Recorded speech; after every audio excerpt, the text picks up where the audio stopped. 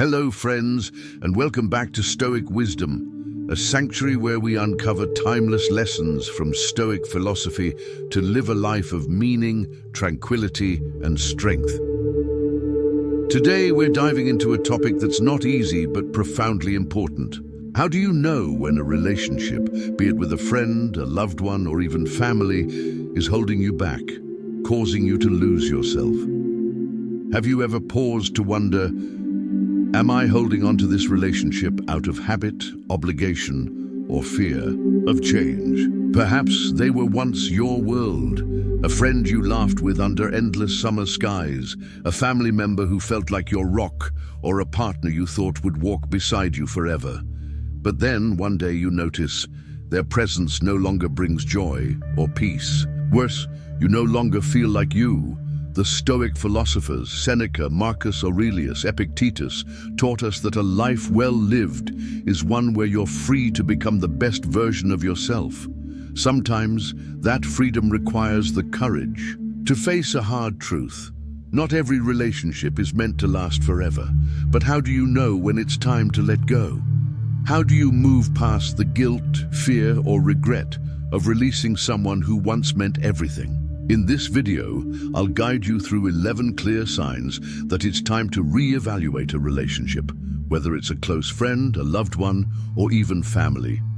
This journey isn't easy, but I promise, stick with me to the end, and you'll find clarity, strength, and the freedom to make choices that honor your life's purpose. So, are you ready? Is there a relationship in your life that feels draining, stifling, or simply no longer fits?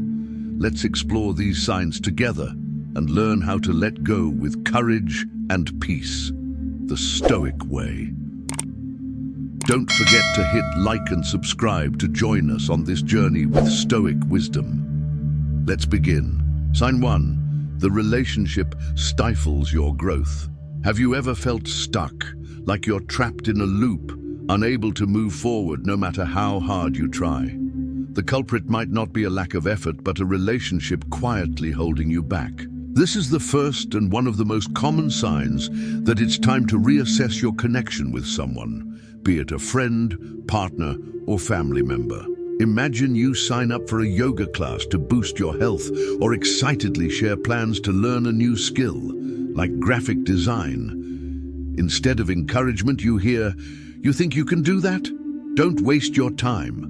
Or worse, "That's not for people like you." Those words, however small they seem, are like persistent drops of water, eroding your confidence and drive.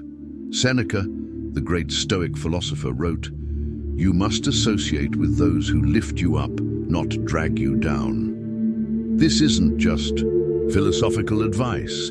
It's a practical principle for every part of life. A healthy relationship nurtures your potential, where the other person not only accepts, but champions your growth. If they consistently snuff out your spark, you'll find yourself shrinking, missing chances to evolve. I recall the story of my friend Jake, a software engineer in Seattle. He shared his startup dreams with his ex-girlfriend, only to be met with laughter. "You're not good enough for something that big." At first, Jake thought it was tough love, but over time, he began doubting himself. Only after leaving that relationship did he muster the courage to launch his tech company, now thriving. Jake's story proves it. The people around you can shape your future for better or worse. Personally, I believe personal growth isn't just an option, it's a sacred duty to yourself. Stoicism teaches that life is a journey of constant self-improvement, and any relationship that blocks that path doesn't deserve your time or energy. Ask yourself, is this person helping me move closer to my goals or pulling me away? To spark critical thinking, try this. Spend an evening listing your top 3 personal goals, maybe learning a new language, improving your health, or advancing your career. Then evaluate if this person supports those aspirations. If the answer is no, or if they make you hesitate, that's a clear sign the relationship may be holding you back. Take a small, actionable step. Write down one goal you want to achieve. in the next 6 months and share it with this person. Watch their reaction. If they cheer you on, fantastic. But if they dismiss or ignore it, consider whether this connection aligns with your journey of growth. Sign 2. Negative emotions dominate the relationship. Do you ever walk away from a conversation feeling heavy, as if your energy has been drained? If so, you're facing the second sign, a relationship overtaken by negative emotions. Marcus Aurelius, one of Stoicism's greatest minds, wrote, "You have power over your mind, not outside events." This reminds us that while we can train ourselves to manage our reactions, constantly immersing ourselves in a toxic environment is like trying to breathe in a room full of smoke. Picture a friend or family member whose every interaction leaves you exhausted. Endless complaints, unexplained anger, or envy-laced stories. At first, you might think you're being empathetic, but over time you realize you're depleted. The conversation ends, and instead of feeling inspired or connected, you're worse off than before. I once knew Sarah, a financial analyst in New York. Her brother would call constantly to vent about his job and life's failures. Sarah listened, offered advice, even support, but each call left her drained. Eventually, she set boundaries, reducing contact, and only then did she regain her balance. From a Stoic perspective, we're not meant to avoid negative emotions. They're part of life. But allowing them to become the norm in a relationship is a choice we shouldn't make. If someone's presence consistently leaves you anxious, stressed, or sad, it's not a relationship. It's emotional captivity. My view, a healthy relationship is like a garden where both sides nurture growth, not a swamp that drags you down. To stir curiosity, ask, after spending time with this person, do I feel energized or drained? Am I staying out of duty or habit? This week, try keeping an emotional journal. After each interaction, note how you feel, uplifted, peaceful, or stressed. If negativity dominates, consider limiting contact, maybe to once a week, to see if your peace returns. Sign number 3, you feel controlled or manipulated. A relationship should be a space where you feel free to be yourself, but what happens when it feels like an invisible prison? The third sign, and one of the most dangerous, is when you're being controlled or manipulated. Epictetus declared, "No one is truly free unless they master themselves." This freedom isn't just social or political. It's the right to think, feel, and act true to your nature. If someone, lover, friend, or family, constantly dictates how you should dress, who you should see, or even what you should think, the relationship has crossed into unhealthy territory, becoming a form of mental confinement. Consider Emily, a woman I counseled in California. She loved a man she thought was deeply caring, but over time, he controlled every aspect of her life, demanding she quit her beloved interior design job because it didn't fit the image of a future wife, and criticizing her choice of friends. At first, Emily saw it as love, but she was losing her freedom. When she left, she said, "I felt like I could breathe for the first time in years." Her story shows the control, however subtle, is the enemy of love and respect. In my view, Stoicism offers a powerful lens for recognizing and protecting your boundaries. A relationship shouldn't trap you. It should free you to grow. If you're being manipulated, you're not just losing freedom, you're losing your ability to make independent choices, which Stoicism sees as the core of a meaningful life. Ask, am I living by my values or their expectations? Are my decisions truly mine? If you sense control, it's time to act. Try this. Reflect on how you spend your money, choose your friends, or pursue your hobbies. Then have an honest conversation with this person about how you feel. If they don't change or react negatively, prioritize your freedom and dignity. Sign 4. mental exhaustion from one-sided exploitation. Ever feel like a battery constantly drained while the other person just takes? This is the fourth sign, mental exhaustion from one-sided exploitation. In a healthy relationship, like a river, flowing both ways, there's a balance of giving and receiving. But when it's all give and no take, you'll quickly burn out, mentally and physically. To me, this isn't just about fairness, it's about self-respect. You deserve relationships that nourish you, not deplete you. Imagine you're an emotional bank and someone keeps withdrawing without depositing. This can happen with friends, family, or colleagues. My friend Lisa, a therapist in Texas, had an old classmate who constantly sought advice, vented about life, and even asked for financial help. Lisa gave endlessly, thinking it was her duty as a friend. But when she lost her job during COVID-19 and needed support, her friend vanished. No calls, no encouragement. Lisa realized this wasn't friendship, it was exploitation. She lost sleep, felt stressed, and it impacted her work. Setting boundaries and reducing contact lifted a massive weight off her shoulders. Lisa's story isn't rare, especially in a fast-paced society like America's, where personal gain often overshadows balance. Marcus Aurelius reminds us, you lose nothing but chains when you let go of what's wrong for you. Stoicism teaches that balance is key to harmony. If you're giving endlessly without return, you're sacrificing your mental and physical health for nothing. My take? A relationship isn't a place to prove your worth through endless sacrifice. It's a fair exchange where both feel valued. Ask, am I giving more than I'm getting? Am I holding on out of habit or false duty? For action, track over the next month how often you help this person versus how often they help you. From small acts like listening to bigger ones like financial or emotional support. Note it in a journal or app. If the imbalance is stark, try an honest conversation. I feel our relationship is uneven, and I'd like us to work on that together. If nothing changes, consider gradually reducing your investment. This isn't selfish, it's protecting your energy for growth. Sign number 5, respect vanishes completely. Can you sustain a relationship when respect, the bedrock of any bond, has entirely disappeared?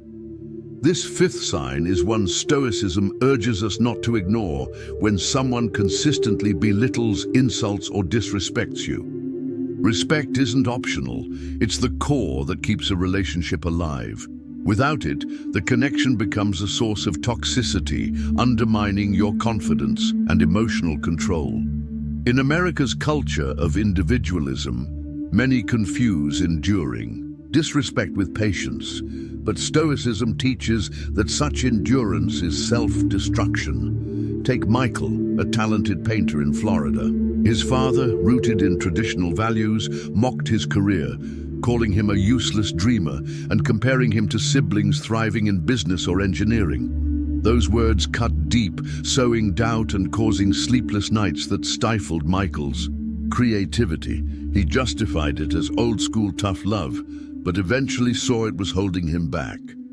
By limiting contact to the bare minimum, Michael regained his confidence and now thrives with exhibitions in Miami. His story applies to any relationship. Respect isn't negotiable, it's a prerequisite for health. Marcus Aurelius wrote, "Never let anyone steal your dignity." This isn't just advice, it's a warning. Allowing others to trample your worth erodes your very self.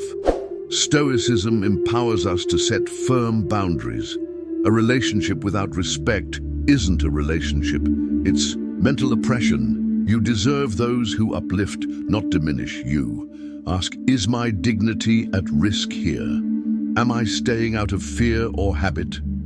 Next time you feel disrespected, try saying calmly, I don't accept being spoken to this way, and I hope we can communicate. Better, watch their response. If they apologize and change, great. If they justify or persist, reconsider the relationship's worth. This aligns with Stoic emotional control. Sign number 6, clinging to the illusion. Things will return to how they were. Why do we hold on to the past, even when the present is painful and hope is gone? The 6th sign is subtle but common. Living in the illusion that things will go back to how they were, clinging to beautiful memories while ignoring current harm.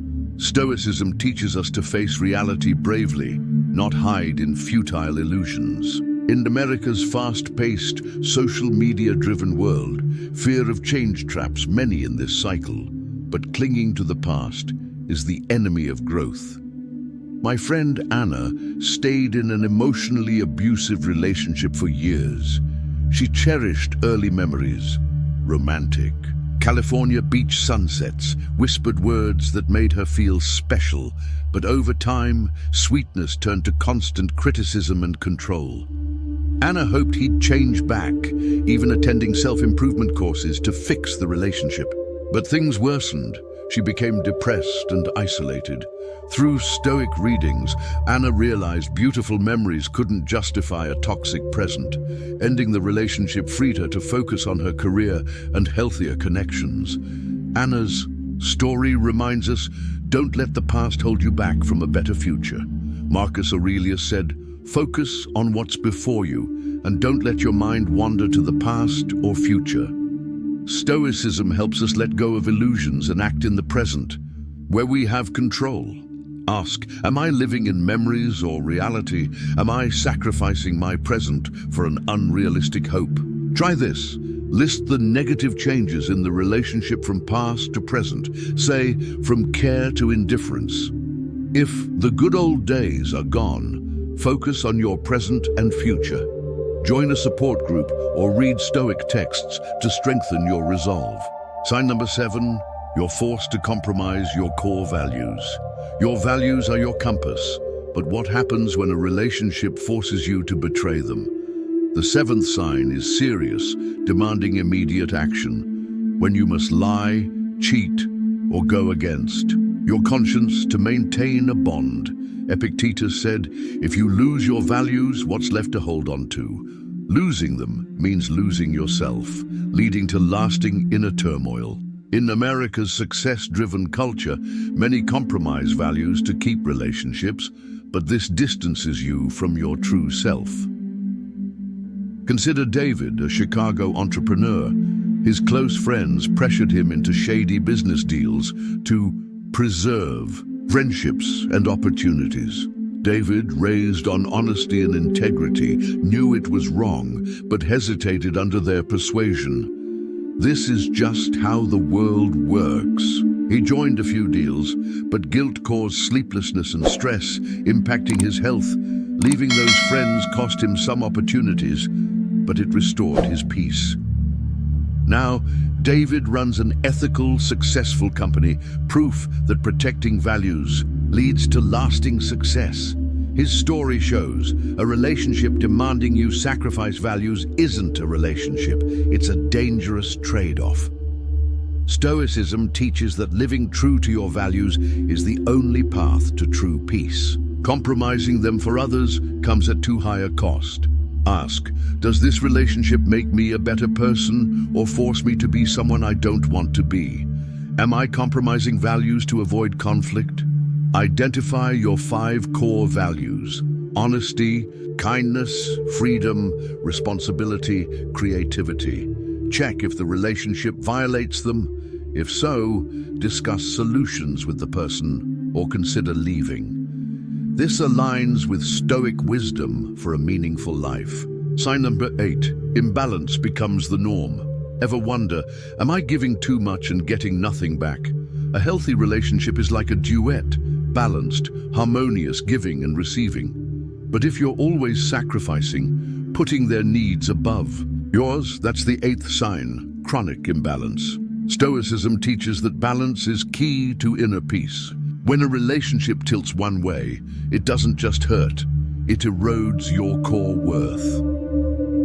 Picture a woman married for 10 years, tirelessly caring for her family, supporting her husband, yet never appreciated. She feels like a shadow in her own life. This isn't fiction. I've heard such stories where someone gives everything but receives nothing, leading to exhaustion. Stoicism reminds us unfairness in relationships is unfairness to yourself. If you're not treated equitably, you're letting someone steal your self-respect. How do you spot imbalance? Ask, am I getting back what I give? For 1 week, track what you do for them, listening, supporting, specific acts, and what they do for you, not to keep score, but to see the truth. If you're always sacrificing, act. Have an honest talk saying, I feel I'm giving a lot, but I'm not sure we're building this together. Can we talk? If imbalance persists, set boundaries or step back. You deserve a relationship that honors your worth. Start a journal for 7 days, noting what you give and receive, then discuss honestly with them. If nothing changes, ask, can I continue this and still keep my peace? Sign number 9, any form of abuse or violence. This sign needs no debate. Any abuse, physical, emotional, or mental, is an uncrossable line.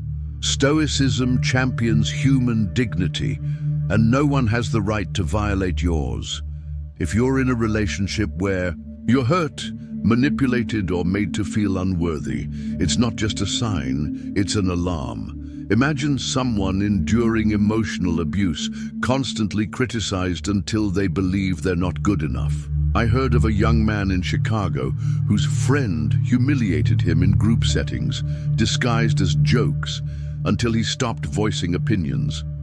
This is emotional abuse, subtle but devastating.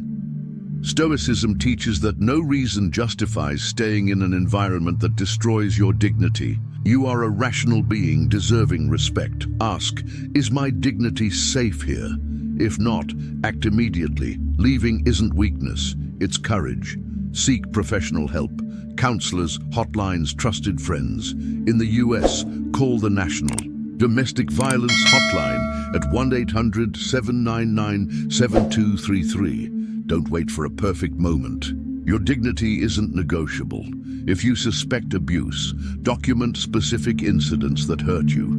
Share with a trusted friend or professional and plan a safe exit, especially if physical violence is involved. You don't have to endure alone. Sign but 10. Communication breaks down completely. Ever try talking to someone only for it to end in silence or arguments? The 10th sign is when communication collapses entirely. Marcus Aurelius said reason and speech connect us. When that bridge falls, the relationship has no foundation. Imagine a Seattle couple, once deeply in love, now ending every talk in fights or cold silence. One shares feelings, the other blames or shuts down. They become strangers under one roof.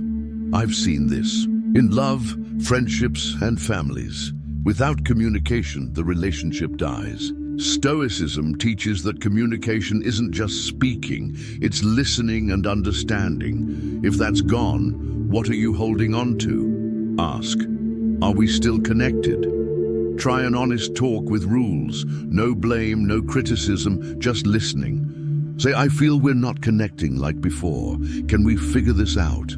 If it fails, ask, do I want a relationship without connection? Schedule an honest talk this week. Prepare what you'll say, focusing on your feelings, not blame. If communication doesn't improve, reconsider the relationship's value. Sign 11. The relationship steals your inner peace place. Your hand on your heart and ask, does this relationship bring peace or chaos? The 11th sign is when a relationship robs your inner peace. Marcus Aurelius wrote, the ultimate goal is tranquility. If someone causes constant sleeplessness, anxiety, or stress, it's not a relationship, it's a burden. Consider a Boston man who loved his partner but felt unending stress, petty arguments, unmet expectations, constant judgment. He no longer recognized himself. This real story reminds us, inner peace is your greatest treasure. Stoicism teaches we can't control others, but we can control our reactions. If a relationship steals your peace, it's taking your most precious asset. Ask, Does this relationship bring me peace? Try meditating or journaling for 10 minutes daily, reflecting on your feelings. Note moments of stress or happiness. If the relationship fuels chaos, prioritize your mental health. Set boundaries, reduce contact, or end it. You don't need to sacrifice peace to please others. Meditate 10 minutes daily for a week, focusing on how the relationship feels. Journal your answer to, does this bring peace or chaos? Decide your next steps to protect your mental health. Ending a relationship, romantic, familial, or friendly, is never easy. It's like standing at a crossroads, facing the truth that not every bond is meant to last. Stoicism reminds us that life is a natural flow, and letting go isn't surrender. It's a courageous act to protect your peace and dignity. Each sign we've explored is both a warning and an opportunity to reflect. Is this relationship helping me become my best self? Letting go doesn't mean failure or resentment. It's liberation, freeing you from burdens that no longer serve your journey. Carry gratitude for the lessons, joyful or painful, as they shape your strength and readiness for better things. Stoicism teaches us to focus on what we control, our emotions, thoughts, and actions. Step forward with confidence, knowing you deserve relationships that nourish your soul, respect your worth, and walk with you toward a life lived naturally. If this video resonated, hit like and subscribe to join Stoic Wisdom for more profound lessons on living meaningfully. Share this with loved ones who might need light to find their path. Before you go, comment below. Which of these 11 signs hit you the hardest about your relationships? Your story could inspire someone to find their courage. Let's spread wisdom and strength together.